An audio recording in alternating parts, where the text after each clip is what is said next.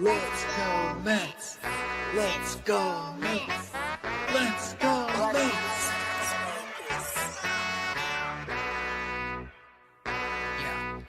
Yeah. You gotta believe and invest with your heart. Orange and blue till Mets do us part. Spring training, oh yes, it's the start. City Field gritty till Mets do us part. Hit home runs and knock it out the park. Big Apple till Mets do us part. You gotta believe and invest with your heart. Listen to the show till Mets do us part. John from Brooklyn, Ibby reps NJ. With the other team, I don't care what your friends say. Mets fans, we focus like a sensei. Listen to the podcast Monday, Wednesday.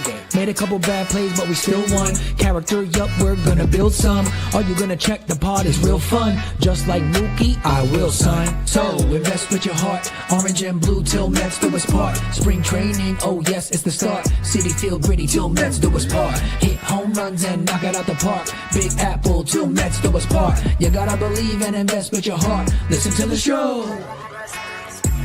Available now on all streaming platforms. If you love the New York Mets, check out Till Mets Do Us Part. Enough rapping. Let's get to yapping.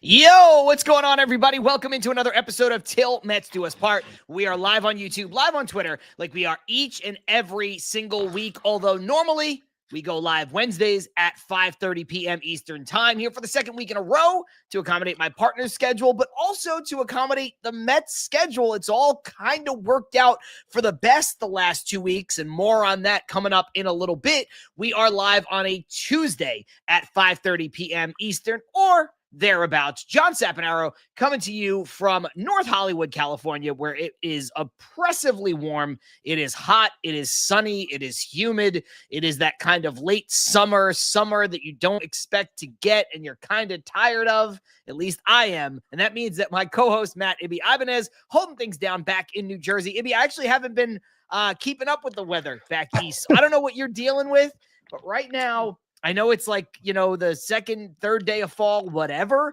but man, oh man, it does not feel like fall out here in Southern California. And I, for one, I'm tired of it. I'm tired of going outside and having to be 90 degrees every day. Well, John, over here in Jersey, it is 90 degrees today, and it's the kind it's the kind of days when you wake up and it's 60. By the time you leave work, it's 90, so you have no idea how to actually dress. But all things considered, I'm doing okay. I'm battling some allergies, so if I sound like I'm talking out of my nose or stuffy, I apologize, but I have been battling that the last couple of days. Hopefully my meds kick in. I also can blame it on the aging process. I did turn 37 on Sunday. For those who did not know, I did turn the ripe age of 37. So yes, unfortunately I had to watch the Mets and they, they lose, but other than that, I'm doing okay. There's a lot to talk about with this team. There's a lot of feelings about this team.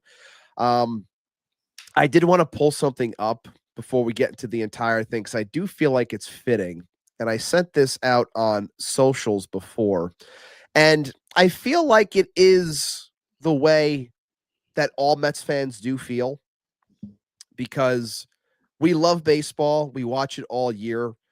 But I feel like this is a fitting photo. I really do, where it's like there's 6 more games, and we always say, like, enjoy baseball before it's gone, because next thing you know, we're waiting for it to come back. But my God, man, it has been a slog. It has been rough for 3 months. This is hard to enjoy. More to go. It's hard to enjoy. And I forgot who said it. It might have been someone in my mentions. It might have been someone just on Twitter, where they were just like, the fact that it is September 23rd and I'm banking on wins from the Pirates, that tells me all I need to know about this season. But all things considered, it's Wednesday. The red light's on. Let's do our best to have some fun. It's man, there's never been a more accurate image to describe or to showcase. Yeah, you can keep that thing up for the whole damn show. I don't care. Because it's true.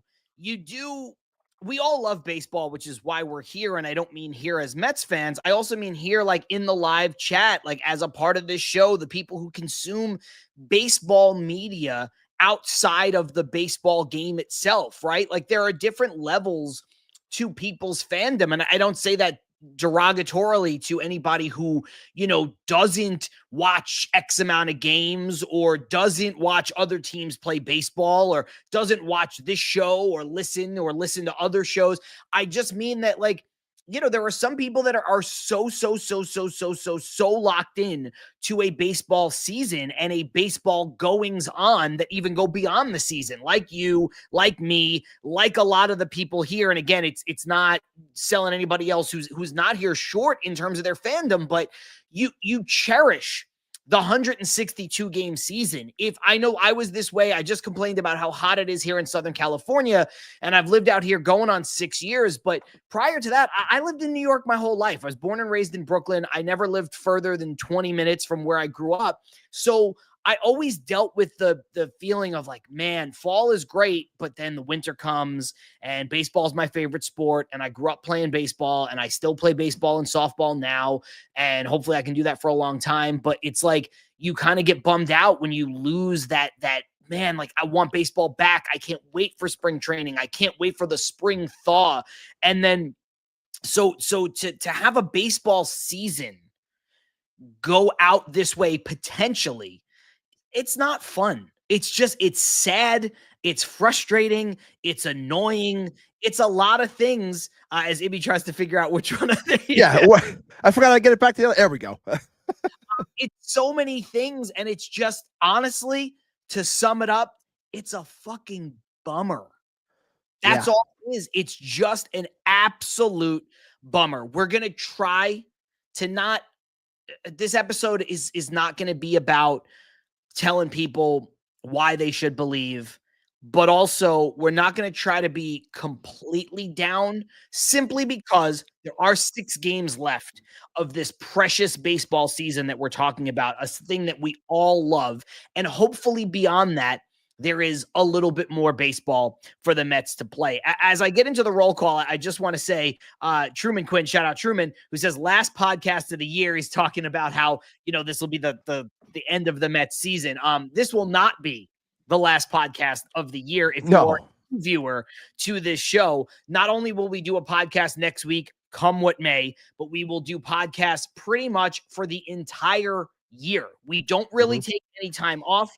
The only thing we've done recently is we will take the All-Star break week off, and we take off from when the Mets season ends. After we have a chance to eulogize the Mets season, we'll take off from when that for their season is over to when the World Series is over. So last year, for instance, I think the way the World Series went kind of rapidly, I think we only took a week off. Yeah, now, pretty much. This year, who knows what's going to happen? So we will have a little bit of time off at some point. I mean, maybe not. If the Mets win the World Series, we won't have any time off. But I don't know how realistic that is. But point is, if you're a new viewer, we don't just cover the team when it is the season. We take a few weeks off a year, and that's about it. So we will be here with you throughout the end of 2025 into 2026 in the off season, all of that. So just wanted to make sure that we clarified that. Now that that's out of the way, shout out Truman Quinn, D, Ethan KL, Charlie is here, Armand. We have Rael in the house. Paulie S is here. Ari Wilker is here as well. Try not to miss anybody. Clink is here. Brad is in the house. Numbers should continue to go up, and now we're pretty far into the show, so it's gonna be hard to get on everybody. Frankie Olameda is here. Chrissy is here. Mets Life. Ken Thal, Jeff Cohen. So many folks. Trying not to miss anybody, as Dan is here. Who else? James Dowling, welcome back to the show. We have Subway to Shea, Aunt Rivera, shout out saying Tyler McGill just had Tommy John surgery, according to Anthony DeComo. So there you go. That was kind of being rumored about and talked about and all this stuff. And last but certainly not least, Pantrice is here. Ibby, I want to give you your flowers really quick, as a lot of folks. I didn't have a chance. Happy birthday. Happy belated birthday. I appreciate it. lot of people are chiming in with that from before. Rael says, happy birthday, Ibby. Charlie says, 37. I have sweatpants older than you. Time to upgrade them sweatpants, Charlie. They do not have that kind of a shelf life. I just got to be on. Jeans, maybe some kind of workwear, Dickies, like that stuff is made to hold up. Sweatpants, I think they have a much shorter shelf life, but shout out to Charlie for that one. Some thin sweatpants. Oh, man. Yeah, Brad. Yeah, those are paper thin now. You can't wear those outside. Brad saying happy birthday. Thank you, Armand saying happy belated birthday. Fuck, I'm older. 37. You're still a kid. Chrissy saying happy birthday. Thanks, guys. Ethan, happy birthday, my favorite bald guy. Oh, thanks, happy, Ethan. I appreciate it. And then finally, Brad bringing the tone down. Not a shot at you, Brad, but it's a good point. What a birthday gift the Mets gave you. You know what? I will say something real quick. When it comes to my birthday, and the Mets, for the longest time, I always thought of one specific happening where at that time I was also battling allergies and just having a rough day in general watching the game. I was out at the bar and I was watching Mets Braves. I'm trying to remember the year. It might have been 2018. I'm trying to remember. But either way, birthday night, I'm out. Cespedes hits one to the track, to the wall. It's at the Apple. And then here comes Ender Enciarte to rob the home run that is still so vivid in my mind. And the Braves end up winning the ball game. I was at that game. Now, I was at that game. The same weekend, we have it where we're facing a team where we got to win a ball game. Alvy hits one to the track, to the wall, and the guy who stole the weekend, Jacob Young, decides to scale it, rob it, and then, of course, our New York Mets walk away losers. So clearly, maybe it's my fault. Maybe it's my birthday. Maybe that's what it is. I don't know. I apologize, but clearly, robbing home runs against my favorite team on my birthday is the baseball gods of telling me, "Hey, pal, you get some love today, not all the love." Well, look, Ethan KL saying, no, I'm you, John. No, I'm not. I'm not muted. No, I can't hear you. Wait a minute. My volume was down. I apologize. Okay, there you go. I was like, I'm not muted. I'm trying everything here. My bad. That was my end. Can you hear me now? I got you. Yeah, you're good. All right. I was you kind of ignored me when you were going off. Oh, I apologize because I guess I was losing the volume. My bad. I was saying that I was at that game that you just described. Oh, you were? I was. That's the first time. That's the first time I have ever been. The first and only time I've ever been at a game where there was a walk-off home run robbery, which is basically what that is. Oh my God. That was absolutely insane. It was brutal. Game ending on a, that's the only thing that makes the Jacob Young Alvarez thing a little differently from the other day is that at least it didn't end the game. I know it effectively ended the game, but it didn't end the game. And that was just I remember jumping out of my seat, being fully elated and oh my God, they're going to win. Oh no. Unbelievable. So look, I don't know where the entirety of this show is going to go today. I don't want to sit here and tell folks to buy in, to believe. I know that's our rally cry. I know there are people who are still going to do it, right? Because they're going to say, to borrow the 7 line, loyal to the last out, right? And I understand that. I'm wearing the hat right now. Yeah, stay true, right? Stay true to the orange and blue, loyal to the last out. All of that is true. And I think there is something to be said about that kind of optimism where, Ibby, you and I always say there's no such thing as a must-win game until you get to the point where if you lose, your season's over. That's how you and I have always treated any kind of a baseball season. So we're not quite there yet. And so teetering. I'm not going to tell people to not watch and be optimistic. Right. But at the same time, I said it last week. We talked about it last week. This team in 2025 has given you no reason to buy in. I said last week, flush the entire season up until that point down the drain. Just go forward for the final week of the season, the last 10 games, whatever it was, and just win more than you lose. Force your way into the playoffs. Don't back in, and I will wipe everything clean, and I'll say, let the chips fall where they may as the third wild card. They're at a point now where they no longer control their own destiny. They're out of a playoff spot for the first time since April 5th. That's the entire season for the most part that they are not in a playoff spot.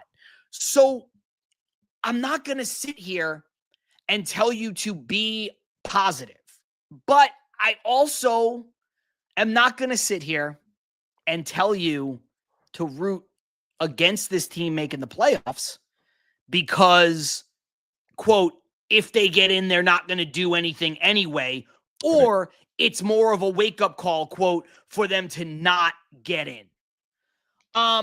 Because, look, I agree that it's probably more of a wake-up call to this franchise if they don't get in, but I still want them to. Of course you do.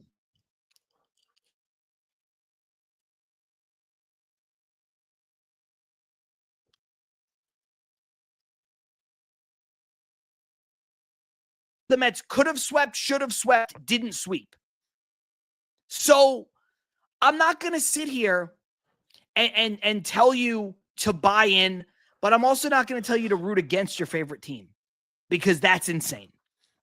Yeah, I can't get on board with a lot of people that are saying how, they want them to lose because they don't deserve it, or just because you're fed up with the season, you're tired of the ups and downs and the roller coaster. I get all that, but at the same time, I still want my team to get into the playoffs no matter what. And we said this last week, regardless of them getting in, it's still considered a failure of a regular season from what the expectations are. So I'm not going to try and sugarcoat that and say that, oh, you made the playoffs, like it doesn't matter. I want them to, yes, but all things considered, it's been extremely frustrating because it shouldn't be where it comes down to the last season. It shouldn't, the last week of the season. It shouldn't be where we are banking on games from the Pittsburgh Pirates to try and beat the Cincinnati Reds.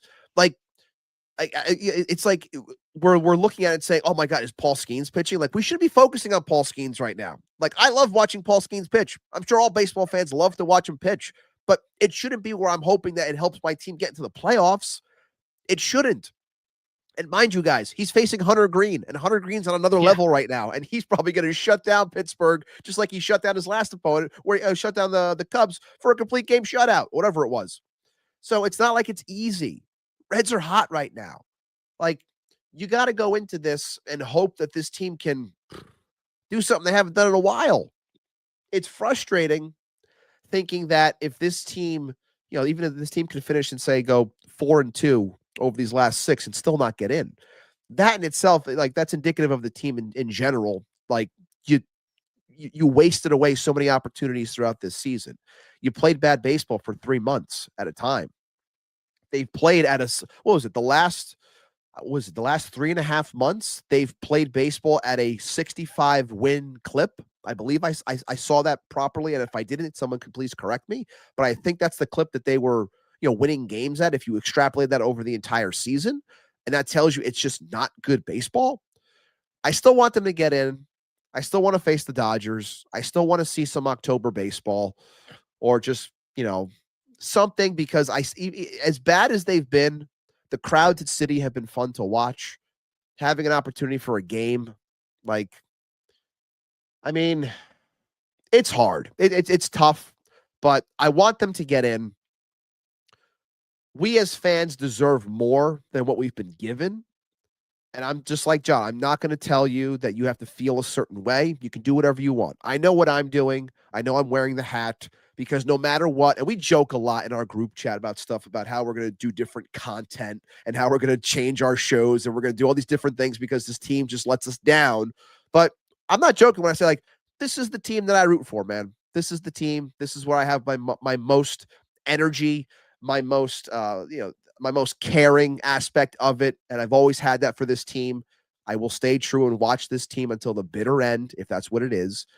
I want more. I want them to get in, but I would be lying if I said to you that I wasn't questioning if they would get in. The last 2 weeks on this show, I said to you, they're making the playoffs. You'll ask me again at the end of the show, and I'll give an answer. But I would be lying if I said that I'm somewhat wavering on that now. And it's like, that's what I mean. It's hard to argue with anybody's sentiment, whatever it is.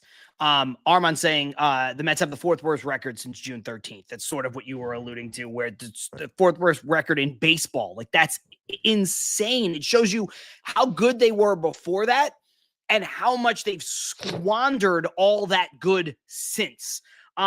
Speaking of how people are watching it, Carson, and shout out Mets Weekly, saying, I'm going to watch with no expression because this team can score 13 runs tonight, and I won't blink because they've proven that they can't build on it. I would love to see it, but I've been waiting for 150 plus games. And I think that's another good way to look at this, where it's just like, yeah, they could come out, they fire on all cylinders. Like, would it surprise you if the Mets came out, swept the Cubs, who then would have lost 7 in a row or whatever since clinching? So I don't see that necessarily happening. I think their hangover just happened against the Reds, but let's just say the Mets can play with anyone when they play their best. They come out, they sweep the Cubs. Maybe the Reds kind of keep pace so much so that you don't solidify your position. And then it comes down to a Marlins series, a series they should win, and then they won't. Like, that's what they just did. They came out, they took 2 out of 3 from a playoff-bound Padres team, a team that gives the Mets struggles from time to time, a team that is good. The Mets play really good baseball. Yeah, they lost the game, in the middle where you're like, okay, that other talented team beat you, whatever. Okay, fine. But you take care of some business there, and then you go out and you lay an egg against the Nationals, who are not playing for anything, and they're not good. Their roster's not good. Their lineup's not good. Their pitching staff isn't good. Their bullpen's not good. The bullpen pitching to a 5 ERA. You couldn't touch them. So, none of this is going to surprise me, and Carson's spot on. This has been the team that they have been. They've been up, they've been down, they've been up, they've been down, they've been up, down. It's one step forward, 100 steps back sometimes. So anything that you want to do, and I see the other comments about wanting the Mets to lose is foolish and stupid, and you're not a fan. And I'm paraphrasing because there was a lot of comments like that coming in. Yeah. Too many to pull up, and all just with the same sentiment. I will say that's the one area where if that's how you're fanning, I'm going to push back against you, because I don't think you should ever want your team to lose, especially when winning means that your team can get into the playoffs. Do you know what I'm saying, Ibby? Like, I had this conversation with somebody, I don't remember if it was on Twitter or Blue Sky, where they said, I think it might be better for the Mets to not make the playoffs in the long term because I think there'd be more changes and blah, blah, blah, blah, blah. And I was like, I don't disagree with you. I think that maybe there's a timeline where them not making it at all, especially if they're going to have a quick exit against, let's say, the Dodgers out here or whatever in the wild card, might be better in the long run. I don't disagree that there's something there that makes sense, but I'm not going to root for it. I still want them to get in because, like I've said time and time again on this show, one, the playoffs in Major League Baseball are almost a crapshoot. Just get in, and who the hell knows what's going to happen. Worse teams than this have won the World Series. And again, I'm not projecting that to happen, but it has happened in the past. And the second thing is, when you are trying to build some kind of continuity going forward as an organization, you need to win. You need to have winning seasons. You need to make the playoffs consecutive years, 3 years in a row, 4 years in a row. And sometimes you're not going to be good enough to win the World Series. And sometimes you're just going to sneak in, and sometimes you're going to start strong and end terribly. And sometimes you're going to start terribly and end strong, the tale of the last 2 seasons, right? There's a lot of different ways, but you kind of need to get in. So I don't want somebody, I can't buy into somebody rooting against them getting in, but I do understand the sentiment of maybe this organization is better if they don't, but I don't think you can root for that. It's the same thing of rooting to for draft picks in the NFL, especially when it's week 10, Who the hell knows what's going to happen? Now, look, if it's week 17 and you're one loss away from finishing with the number 1 overall pick, I could see you saying, I don't care if they win or lose. I don't care. But if you're sitting here, as a lot of Jets and Giants fans, I'm sure watching in the comments are, and you're like, oh, they're 0-3. I want them to lose every game. Why? Why would you? You want to be miserable for the next 4 months? I'd like to see some winning of something. So I can't watch sports thinking about, like, I can't wait for them to lose because X might come out of it. I don't think that's worth it. But I do understand the sentiment, again, that, like, there might be something that can come out of it that's a positive, whether that's firing your least favorite coach or manager or whatever. Sure, maybe that's the shakeup they need. Maybe that's the realization they need, whatever. But I think if you're a true fan of something, you cannot root for a team to be bad or perform poorly. I think the only pushback I would give on that with the football is because I think a lot of fans for the sport realize that mediocrity is just like a death sentence, specifically in football. Like if you're a constant 8-8 team, like or in that sense where you're just floating around 500, you're 7-9 or whatever. Like in that sense, I get it because I've been living that for a while as a Falcons fan, where you're kind of in the middle. You're not bad enough to get the really good talent, from college, and you're not good enough to, enjoy, the fruits of the playoffs and success. You're just stuck in the middle, and that's why you've been a middling team for going on a decade now. So I kind of get that. But no, with baseball, I don't feel that way. It's just like I want my team to get in. Maybe it's also because it's a sport. It's the sport that I love the most.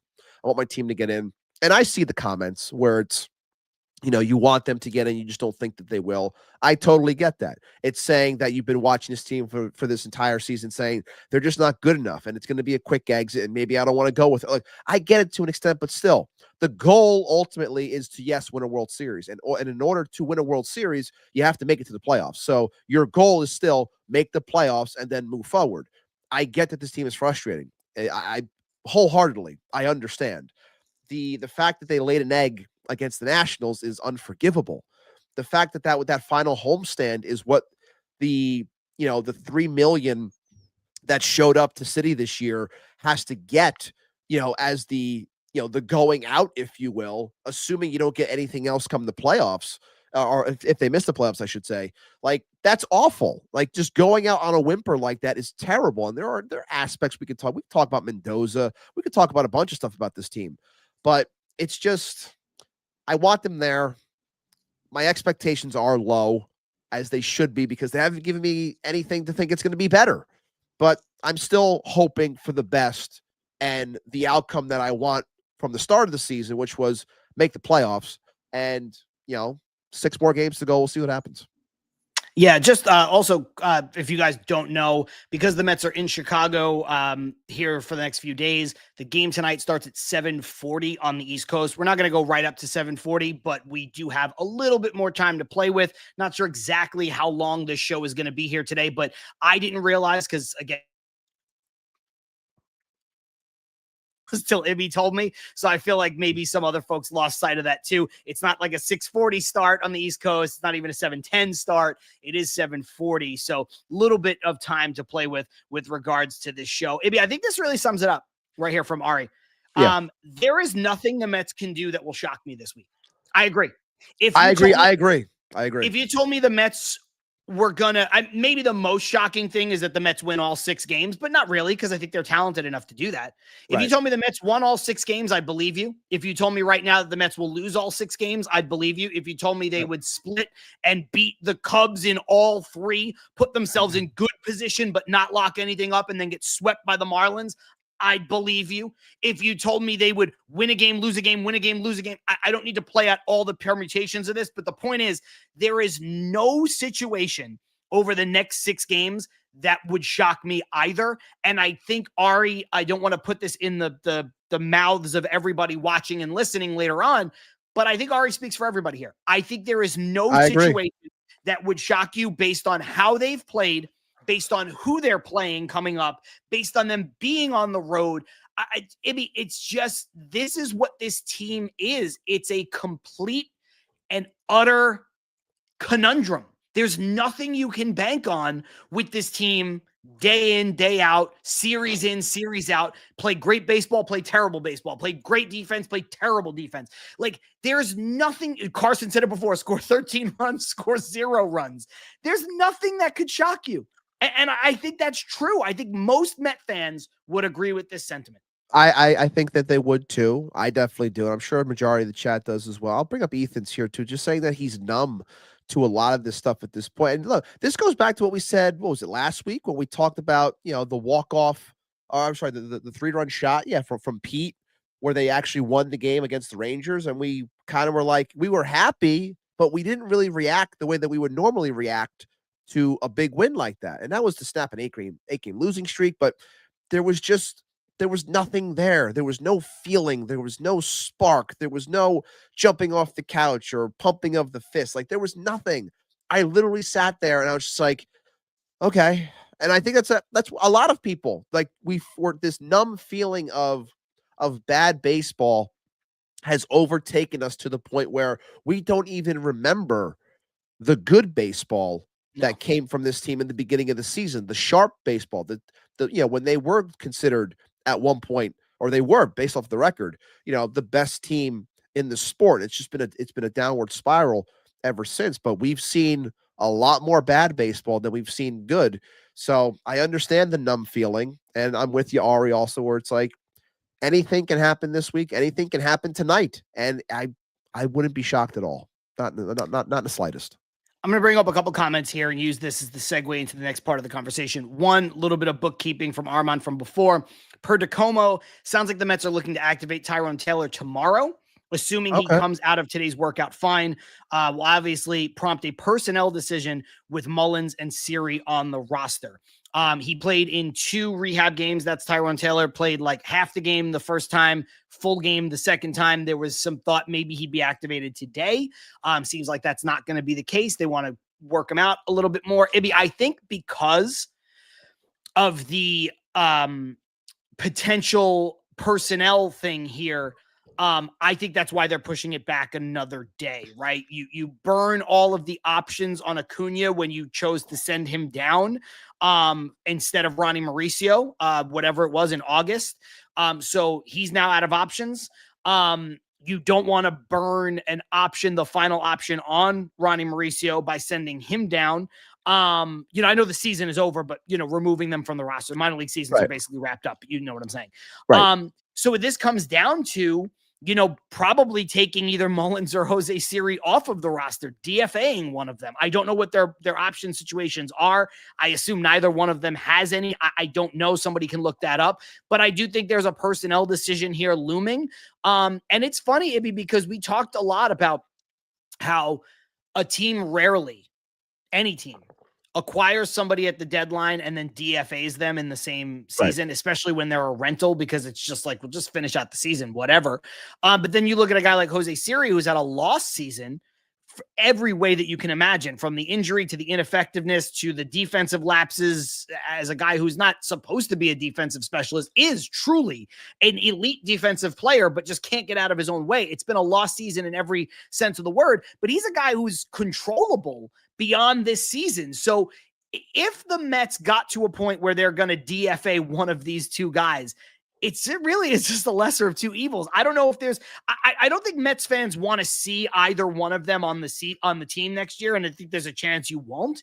But Ibby, what would you do if your only choice is to DFA Mullins or Siri? What would you do? I would accept the loss and just chalk it up as it didn't work.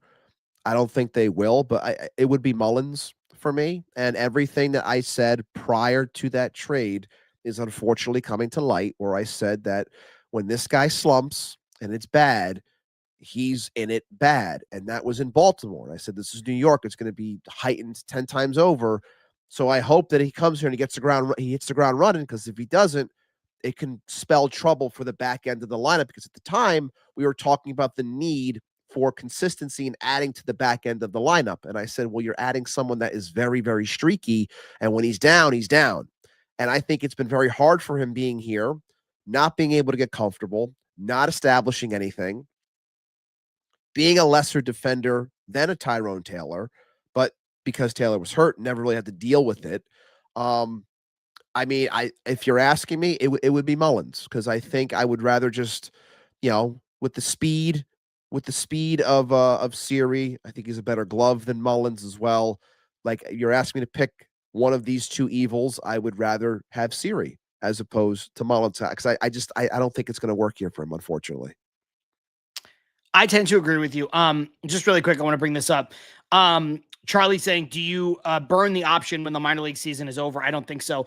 Somebody can fact check that. I know pretty much how the options work. It's option year. And then if they spend X amount of time in the minors, that burns a year of being able to be optioned. And it's a complicated process. I don't know how this works. I apologize for not knowing. I was, but would it be, my one question would be, even though their season is over, you're still optioning him to the minors. So correct. does that matter in the sense of the games being like, there's 6 games left? Does that, because there's 6 games here, does that in effect count towards him being down for X amount of days? I don't know. Like, I'm confused on that one as well. So if someone could find that, that'd be great, because I'm not sure on that. I don't know, but I am with you. I'm sorry, I'm laughing at Clink. I'm laughing at Clink. That's a good one. That's a good one. Ibby, regarding Mullins, insert Seinfeld, this son of a bitch is ice cold gift. That's a good one. That's a good one. Yeah. I mean, look, I think you'd have to just cut bait on Mullins. We're not going to spend a lot of today's show talking about the future of this team in 2026 and beyond, the good, the bad of the future, whatever. Just because there's going to be a time to do that. And there's going to be all winter, all off season to talk about the machinations of that. So I don't want to spend a ton of time on that, but just as it relates to this specific conversation, Ibby, I think you have to just get rid of the guy that has no future here. I've said before on record on this show, I think there's an outside chance that Carson Benj is the starting center fielder on opening day of 2026. That would obviously free up Jose Siri or Tyrone Taylor or whatever, both of them to not be on the roster. There's a lot of things you can do there, trade them, DFA guys, whatever. But when a guy is controllable and a guy has had a lost year, like, look, Jose Siri is what he is. He's a guy that might hit 175. He should play elite defense. He might run into 15 to 20 bombs if he makes contact enough to do it. If he gets on base enough, he'll probably steal 20 bags. That's the kind of player he is. That's a useful player. When they acquired him, I said it. I'll say it now. And if you have team control over that player, I wouldn't just be like, get that guy out of here, even if he doesn't actually have a role on your team in 2026. We know Cedric Mullins is not getting a free agent contract with the Mets in 2026. So I would say, even if it looks bad, even if you have egg on your face, you just have to cut bait with that guy. And that seems like the only, again, when it comes to talent, I know things can change. I know it's not right to just assume things right away, but again, Ramon Gomez, Anthony Nunez, and Chandler Marsh. That's what you gave up for Cedric Mullins. If one of those guys becomes a superstar, God bless. God bless the development of the Baltimore Orioles, if that's the case.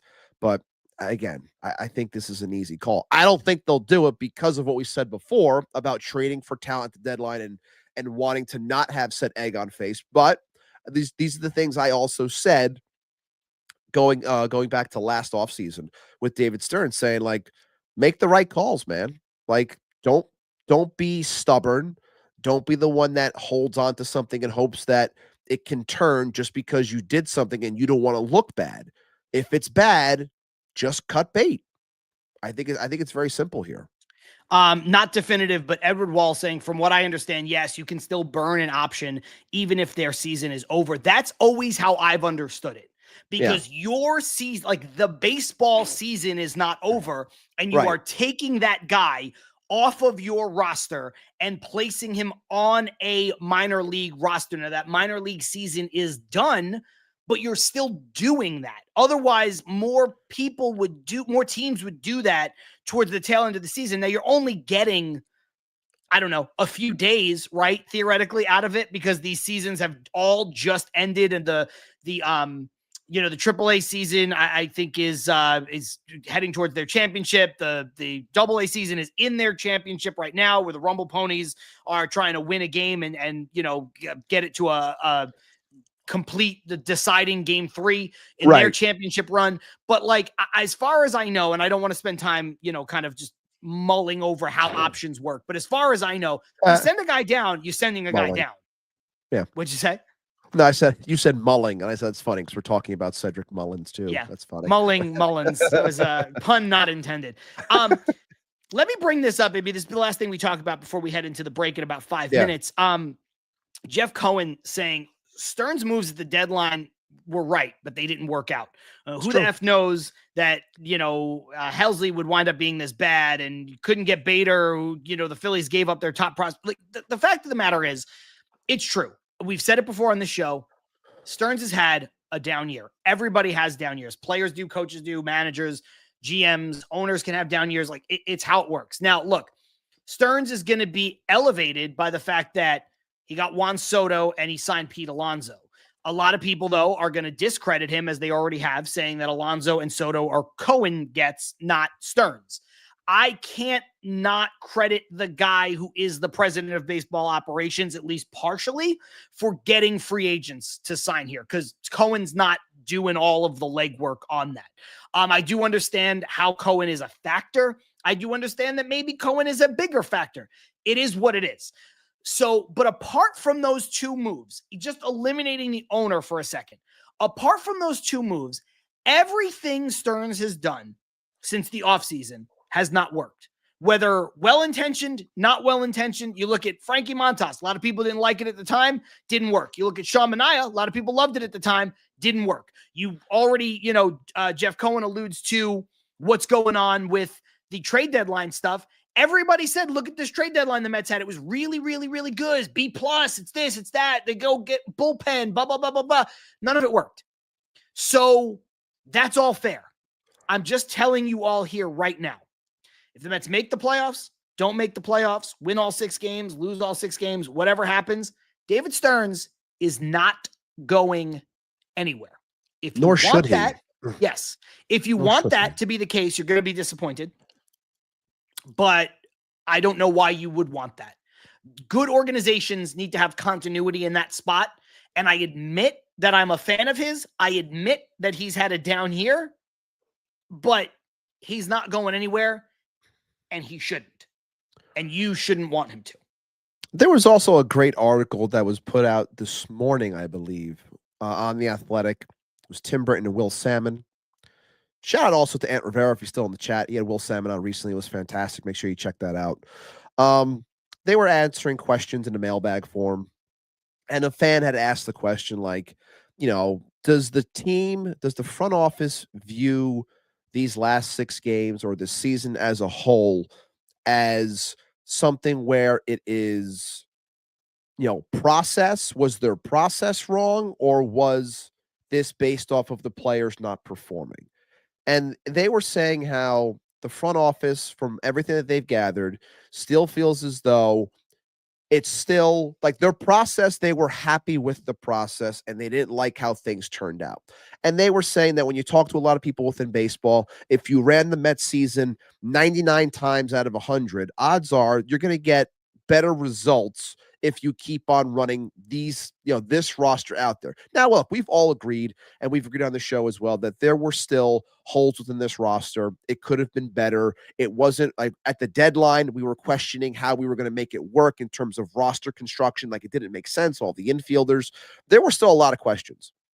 So I'm not taking that away. But when it comes to David Stearns, guys, he's not going anywhere. He's not getting fired. You're going to see some changeover in certain spots, but I'm telling you, and we'll save the Mendoza conversation coming out of the break, but you're not going to see David Stearns going anywhere. And frankly, I don't want him going anywhere. Okay, I don't. And I still trust everything that he's doing. And you can say he had a bad year, and he did.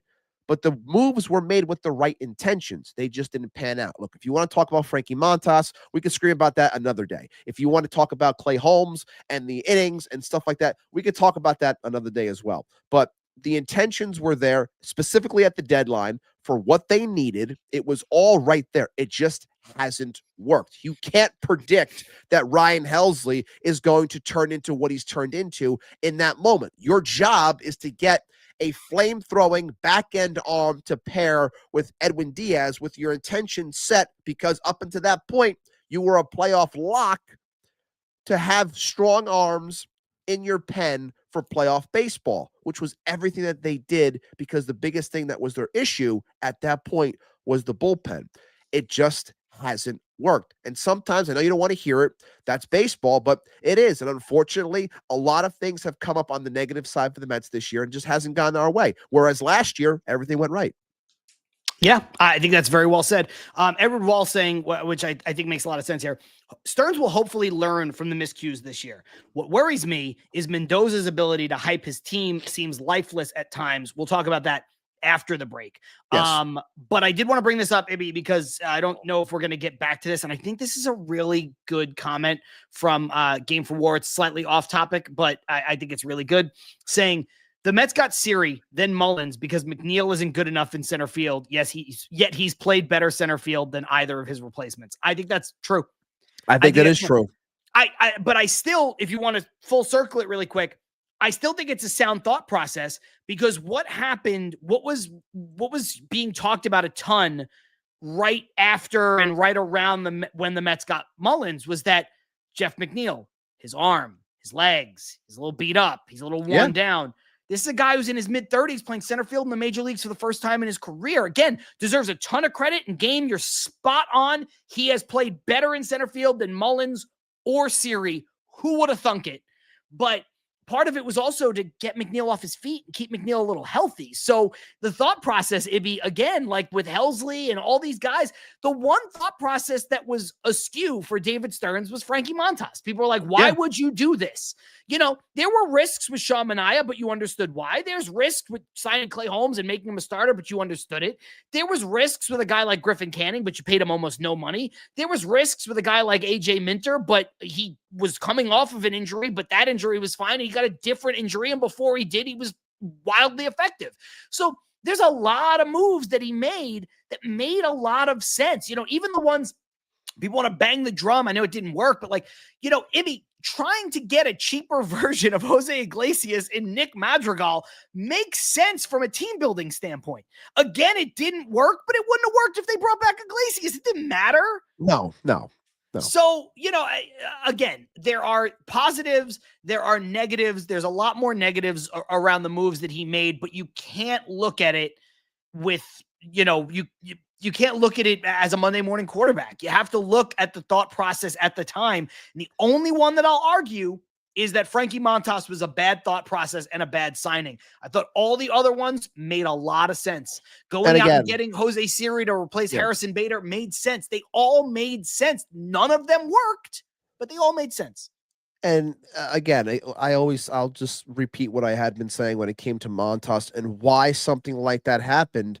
A deal like that happens because he was a guy that always provided innings. He didn't do that for us because he got hurt. He was out of shape. And then, of course, he ultimately gets hurt. Now he's done, essentially. But the idea was to provide innings, because when you don't have arms to bring up at the time, you weren't going to bring the kids up at that moment because I still needed some more work in the minors. Granted, you could argue that you held them down there for too long, and I can agree with that one.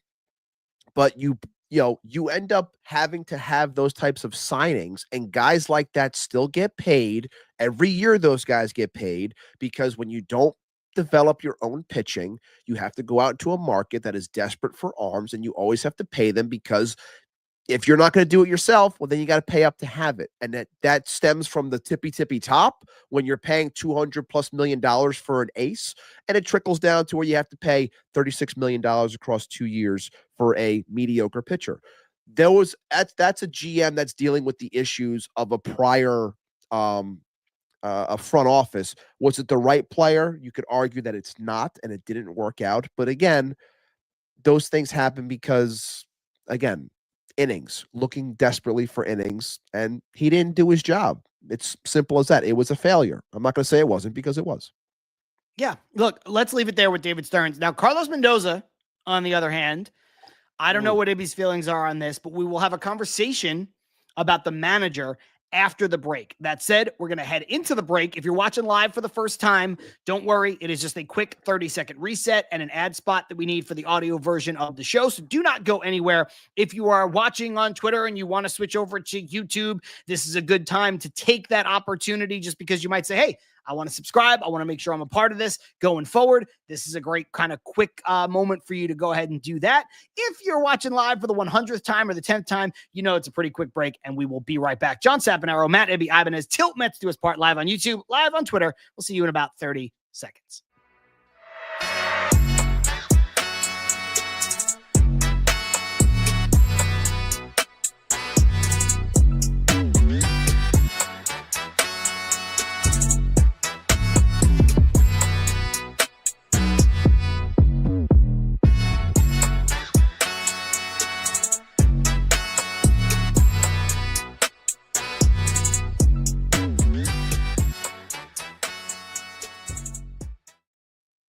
Yo, just like that, we are back with Til Mets Do Us Part, live on YouTube, live on Twitter, like we are each and every single week, usually Wednesdays at 5:30 p.m. Eastern. However, coming to you a day early here again, second week in a row, accommodating the Mets schedule, accommodating my partner's schedule. I'm not throwing you under the bus, Ibby, just being transparent about what's going on. He's busy this time of year, guys. He's very busy this time of year, but it worked out because it kind of allows us to get into these series before they start last week and this week with the Mets off days and how it all worked out.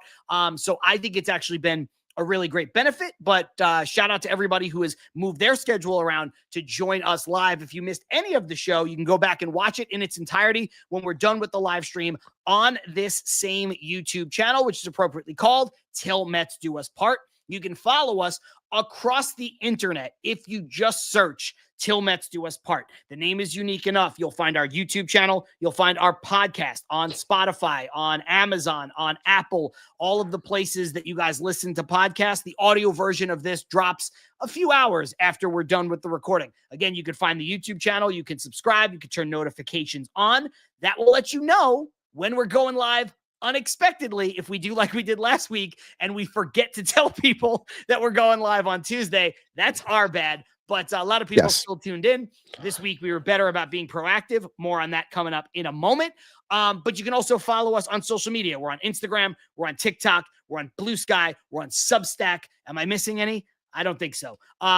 You can follow us on all of those places at Til Mets Do Us Part. You can also follow me at John Sapp Talks. You can follow Ibby at Poison_Ibby. Ibby, before we get back into the conversation with our New York Mets, let's go ahead and hit them with a quick word from our friends over at Independent Safes. Absolutely, John. IndependentSafes.com. Independent Safes are protecting homes and businesses with secure residential and commercial safes. Fireproof peace of mind in every corner. Visit IndependentSafes.com today for security that stands strong. And, man, I don't want to be repetitive with this next segment, but it's time to put someone in the safe. And in doing so, it means I got to throw away the key. So I know it's going to lead right into our conversation. Then we'll see what John wants to do in this spot as well. But I'm putting him back in. And last week I talked about Carlos Mendoza and the overall message of this team, what have you. And I'm putting him back in because, and I think I'm throwing the key a little bit further this time, as opposed to placing it next to the safe. I'm not throwing it into the ocean, though. I'm not there yet. But things happened, and I'm going to save my thoughts for our next talking point. But things happened over the weekend that just made me really raise my eyebrows as I'm watching it. And then I'm in a group chat with friends, and they echoed the same thing the moment it happened. And I'm just like, what the hell is going on here? And a lot of stuff is just rubbing me the wrong way. And then I see him on foul territory today with the lineup, and I got Nimmo in center, and I got Marte in left. And I know, John had his thoughts and his thought process on that, and he can cover that in a moment. And I understood what he was saying. And in the totality of everything, like, it makes sense.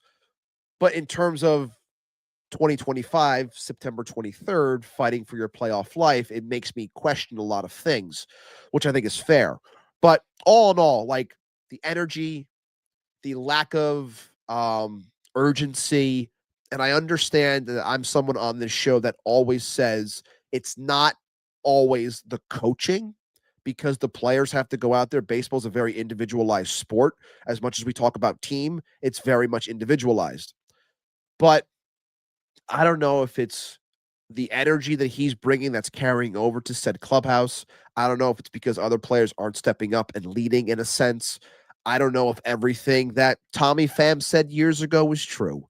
I don't know what it is exactly, and I've been battling this the entire year, but a lot of the in-game decisions of Carlos Mendoza have been put under the microscope this season, as they should have been, and it just feels like as we're getting closer and closer towards the end and getting more and more towards crunch time and decisions needing to be made, it feels like they're getting worse, in my opinion. So for that, I'm putting Carlos Mendoza into the safe, and I'm tossing the key a little bit further this week.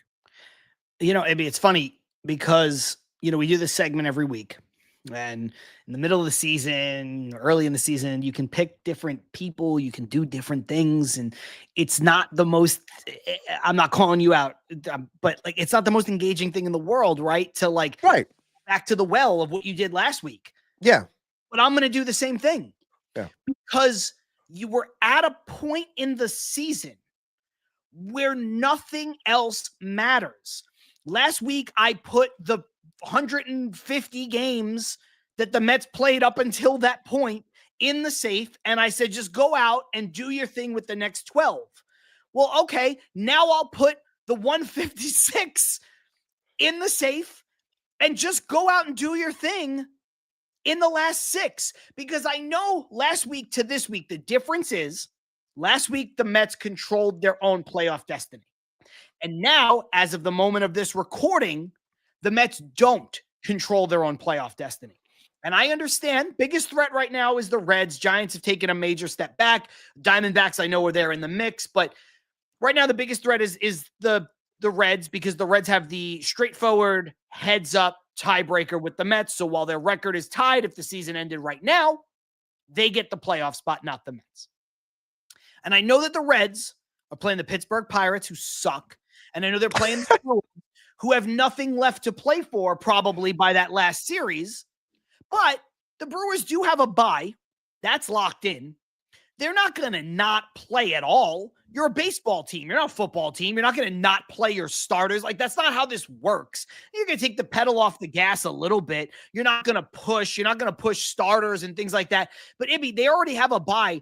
You're not going to go into the last weekend of the season and not play and then not actually play for 3 more days. You know what I mean? Like, so I don't expect the Reds, even though they're hot right now, to win all 6 games.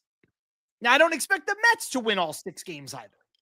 But just go out and win. Win 4, win 5. You kind of need to. And them, not me, not you, not anybody in the chat, not anybody watching, not anybody listening. The Mets, Sean Manaea, Carlos Mendoza, Francisco Lindor, just 3 of the Brandon Nimmo, 4 examples of people who have said it all season. We know we have the talent here. We just have to.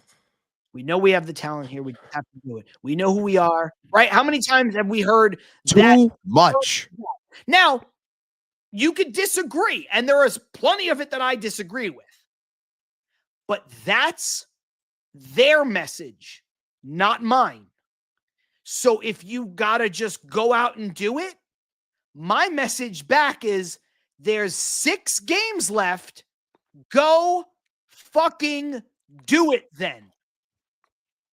So I'm throwing 156 games in the safe, throwing away the key, and throwing the whole damn thing in the river. Just go out and win baseball games. I mean, it's pretty simply put, go out and win ball games.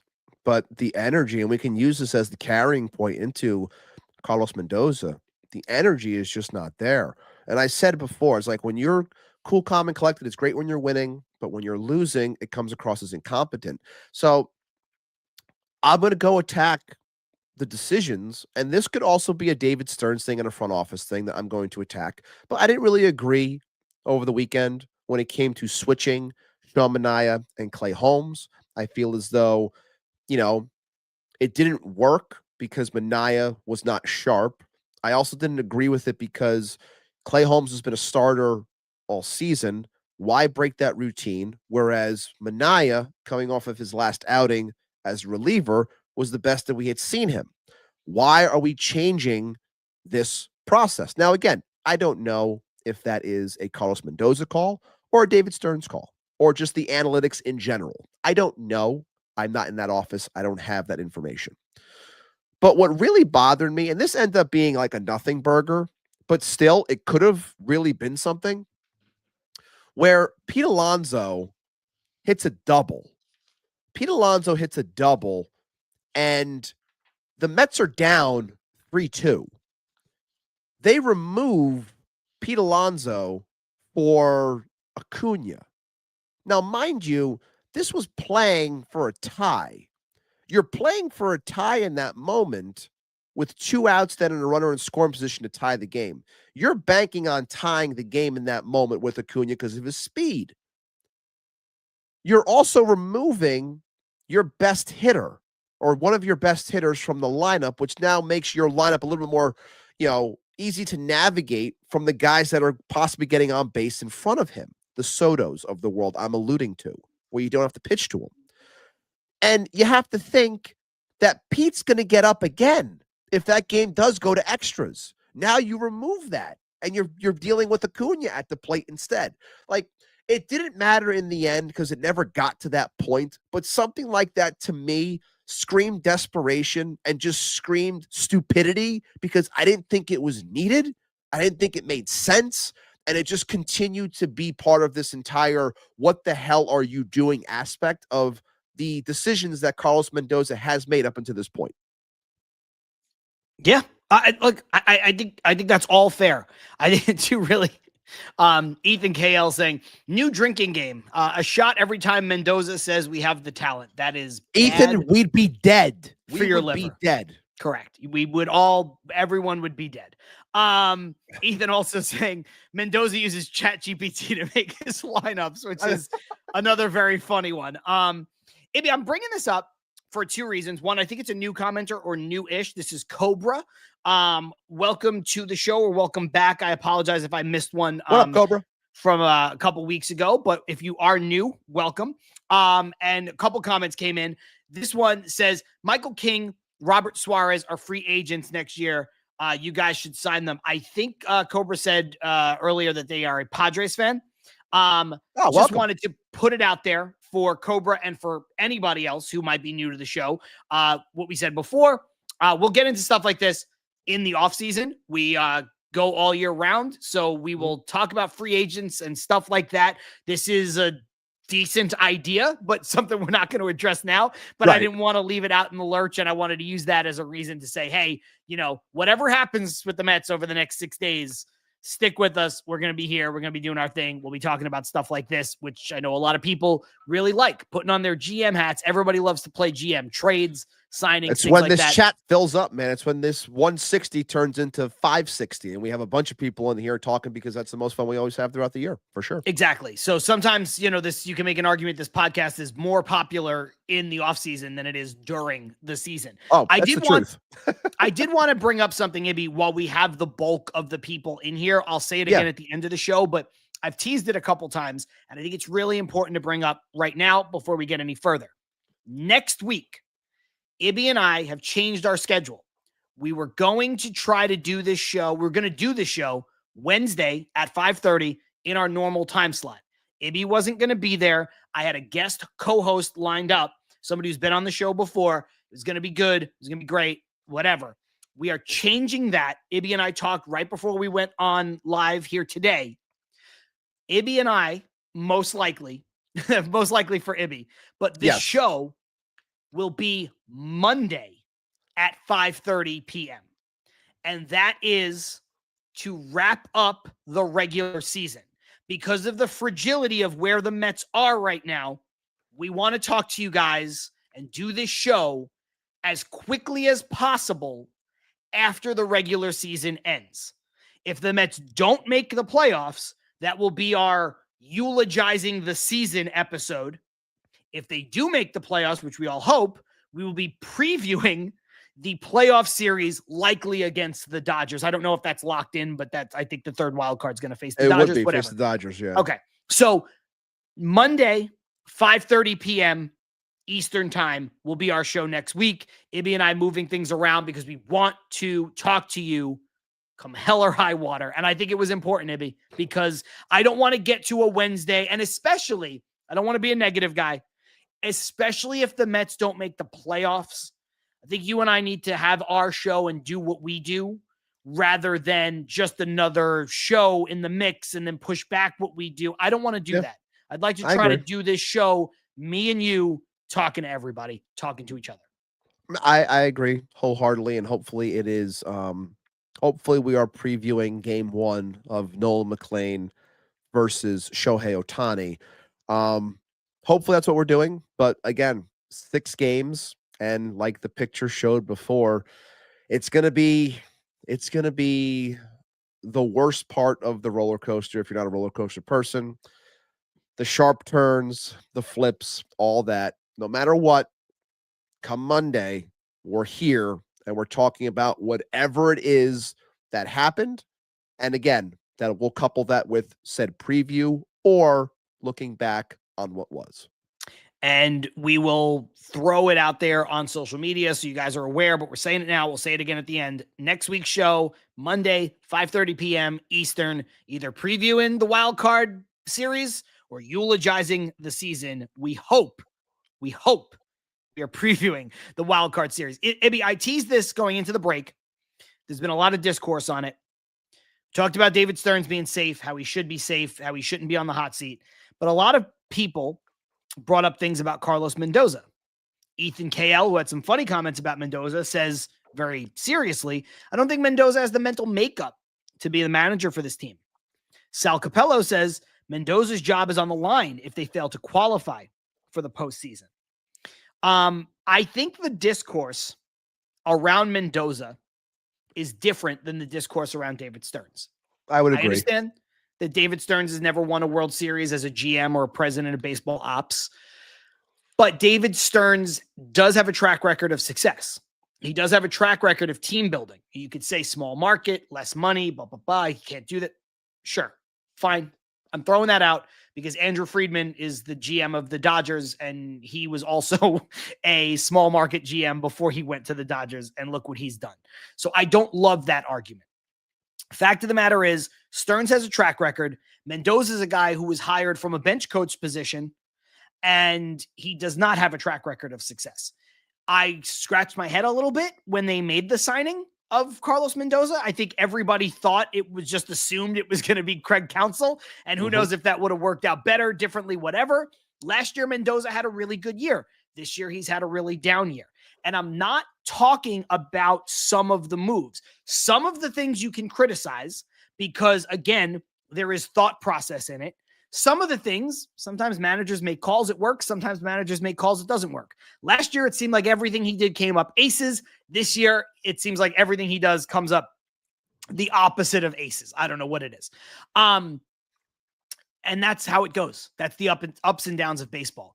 But I think, Ibby, you can make the case that there's thought process issues with Carlos Mendoza. There is, can he handle doing this with this kind of team, with this kind of pressure? I know he came from the Yankees, but he's the bench coach. It's not the same. It's not like he was the Yankees manager and was wildly successful at it. He came from a job where, only the diehard baseball fans know your name. Nobody cares about who the bench coach is. I know a couple of bench coaches for a couple of teams, and I love baseball because you don't key into other teams' bench coach. Who cares? So, I think when you get this job, even if you were successful in the same city in a similar role, it's not the same thing. I think there's criticism to be said about, people said this last week, if you're an even-keeled guy, well, when everything's going well, even-keeled plays well. When things are going badly, you're kind of damned if you do, damned if you don't, because if you explode, people are going to say you're panicking because now you're changing something. But if you don't explode, people are going to say, where's the fire? We want that rah-rah. Where is that? So you kind of become stuck between a rock and a hard place. But I think some of those criticisms are fair. Now, also, unlike David Stearns, Carlos Mendoza signed a 3-year contract. This is the end of year 2. There's an option for 2027. It's very easy to have him be a quote-unquote lame duck or lame duck-ish going into 2026, knowing that if you have a rebound year and he has a rebound year, you can just pick up his option and keep him for 2027, which then takes the lame duck aspect out of it because no coach, GM, manager, whatever wants to be a lame duck. But Ibby, I do say all of that because of his contract that I just laid out. I don't think that the Mets are going to fire Carlos Mendoza even if they miss the playoffs.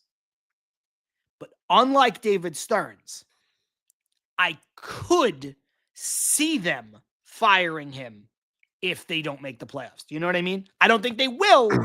I just think that of the two options, you could kind of look to him and say, we can really point to some things that we don't love, and we can scapegoat this guy along with a lot of his coaching staff. I don't think that's what's going to happen, but I could see it happen.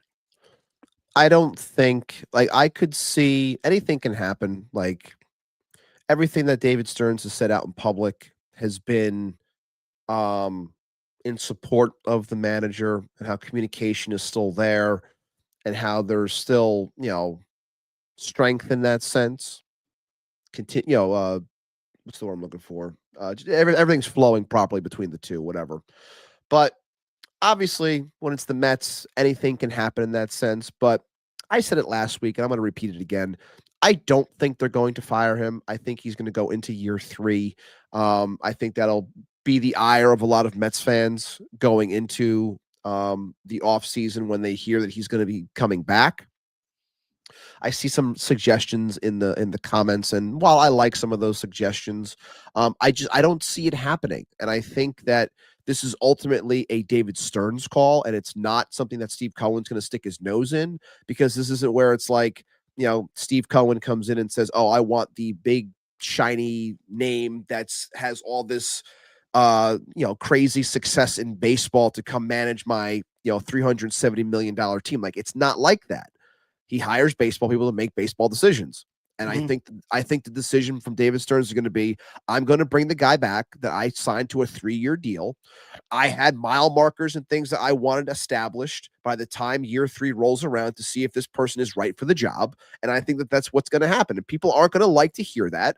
And I know I haven't even looked at the chat yet, but I guarantee you people aren't even liking what I'm saying at the moment. And that's fine. It's whatever. But I just think that I don't think Stearns is going to be very reactionary the way that a lot of the fan base wants him to be, even though the things that we've seen so far have been extremely subpar in terms of Carlos Mendoza. But the argument there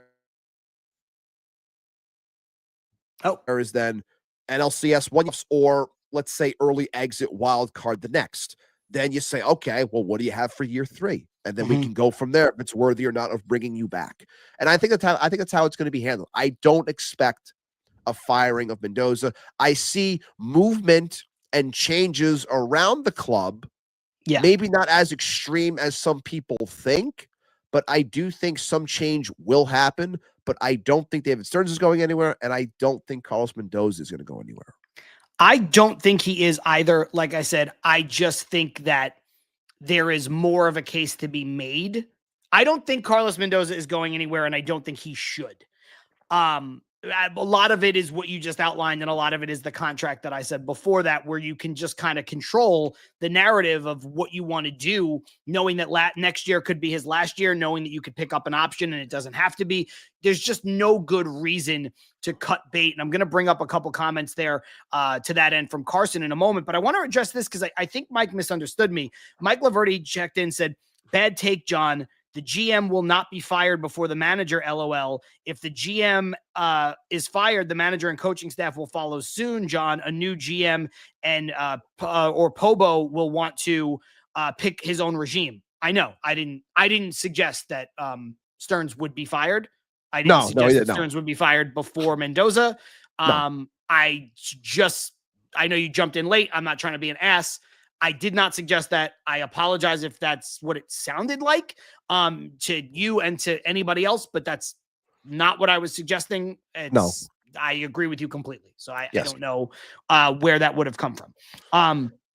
One thing I will pull up here. He apologized. He got back from the bar. Oh, gotcha. All right. I was like, wait, this one is Mike says, I do think Chavez resigns, and also I think you have to question Jeremy Hefner at this point as well. I do think there's a case to be made there for the other coaches.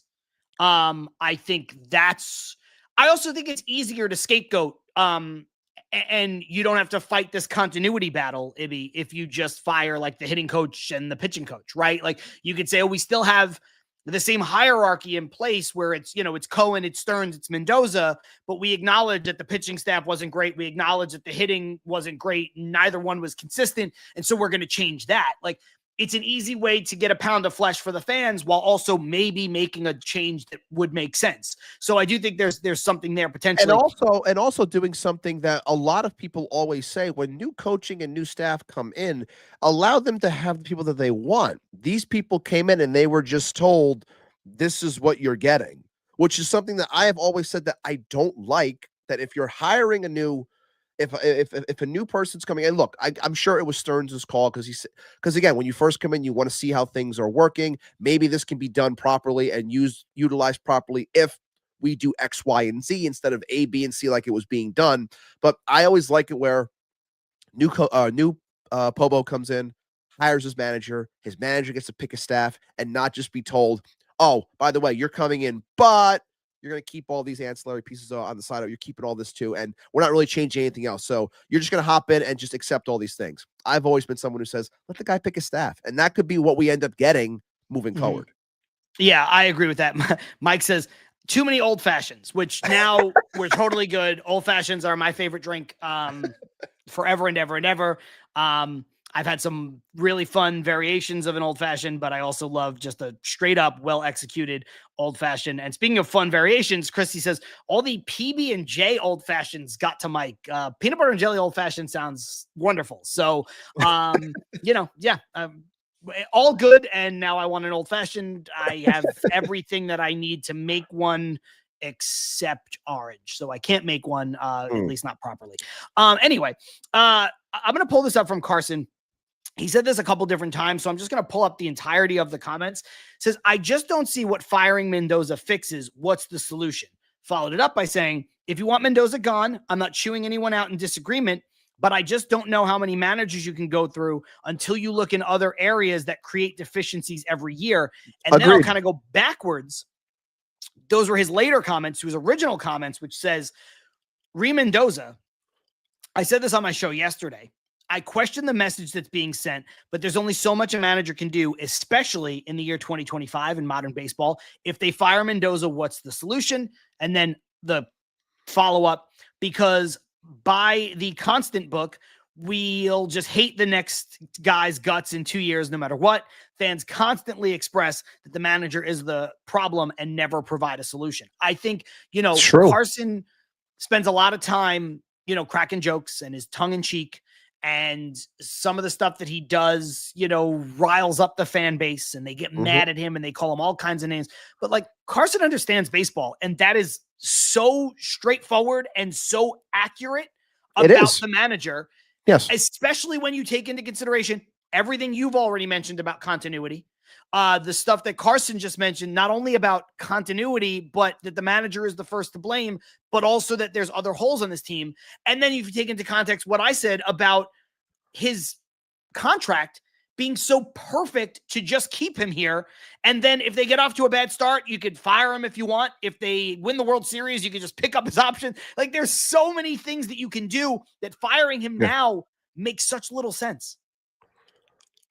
I don't like the We've said it before. This team has had too much turnover in a lot of spots. Now, I also said last week that if mediocrity has been in a spot for X amount of years, like when we're talking about the hitting coach and things like that and the results, then you should want more. But don't just fire to fire. Don't just say, well, you had 2 years and you failed. Well, sometimes it takes longer than that. And I'm not trying to be that as, an apologist for anyone. It's just, I think good teams have that sense of continuity and they figure things out and they work things through and they find the root cause of something and then they work through it and then people don't get fired and you're allowed to keep moving forward. But I agree wholeheartedly. Like, I don't see how firing him at this moment, what you're bringing in automatically makes you a better team. There are other holes and deficiencies on this team that you can choose to attack, which if you do that, that can change the outlook of what's going on from a Carlos Mendoza. So again, or anyone that comes in and decides to take on that role as manager and face the music of this fan base and this media as a whole. I don't see how firing him right now or in the offseason changes the outlook of this team where it's like, okay, now we're this superstar team. Yeah. I don't buy that. I don't. We can talk. That'll be like the last thing we talk about because it's more of an off-season conversation as far as where other changes can be made. But that'll be the last thing we talk about today. Before we get into that, first of all, I do want to bring up a couple good comments here. Mike says, I hate when Carson makes good points because I just like to make fun of him. But me too. Good job, Carson. But then says, nah, in all seriousness, I think Carson knows ball, but it's just condescending sometimes. But ain't we all? I think that's I just think that's a very fair, very rational. I think it's very fair way to bring it up and just be like, honest and a little bit funny and whatever. You're not disrespectful and all that stuff. Anyway, this comment from Douglas Barnes, I think will set off the second to last little thing we have to talk about here today, which is Tyrone Taylor has been playing in AAA games. We mentioned it before, half a game and then a full game, the last 2 games that they've had. Did really well. Why wait till tomorrow to call him up? So now we have to get Nimmo in center field and Marte in right field for an important game. Ridiculous. We already talked about the Tyrone Taylor portion of it, probably a little bit before Douglas jumped in. So to Douglas and to anybody else who may have missed that, you can kind of go back to the first half and pick up on, maybe the Mets just pushing this one more day as they try to make a decision on, do they DFA one of Mullins or Siri? They want to lose an option on somebody else. And there's a lot of things that I think come into play here. Also, he did only play a game and a half. And I think him going out there and, doing all the work that he needs to do, Tyrone Taylor, that is, just to make sure that he's healthy before today's game is not something to just brush aside just because he played a couple of rehab games in AAA. But the second part, Ibby, Nimmo in center field, Marte in right field. Carlos Mendoza announced this on Foul Territory. I laughed when I saw this. I legit laughed when I saw it. You actually broke the news to me in the group chat because you saw the Foul Territory tweet before I did. Yeah. And then you mentioned earlier in the first half that I put out a tweet about this. And I want to pay that off really quickly just by anybody who missed the tweet because it all happened kind of quickly and then we came live. But I do think there's a problem with this in more ways than just what Douglas Barnes lays out. Basically, what I said in the tweet was, if you're being honest with yourself, Brandon Nimmo was paid to be a center fielder. And Starling Marte was paid to be a left fielder, technically a right fielder, but he would have moved when they got Soto anyway. He was paid to be a starting everyday player. And the Mets are in the position that they're in right now in 2025, partially because not singling out these two guys, but just that they're not getting enough out of the guys, most of the guys on this team. I'm not circling Brandon Nimmo and saying that Brandon Nimmo is a bad baseball player or that he's had a bad season. Brandon Nimmo, when you go back and you look at the totality of his year, he's had a good year in terms of numbers. But if you look under the hood, Ibby, A lot of those numbers are coming at times when the Mets are already winning, especially his numbers running as runners in scoring position. In late and close games where the Mets need Brandon Nimmo, like they needed him over the weekend, he's been abysmal all season.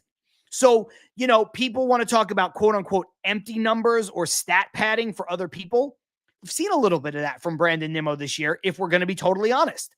Also, as been talked about before, Brandon Nimmo was paid to be a center fielder. When I say paid, I don't mean the salary these people are making. I'm just saying the expectation that comes with the contract they signed.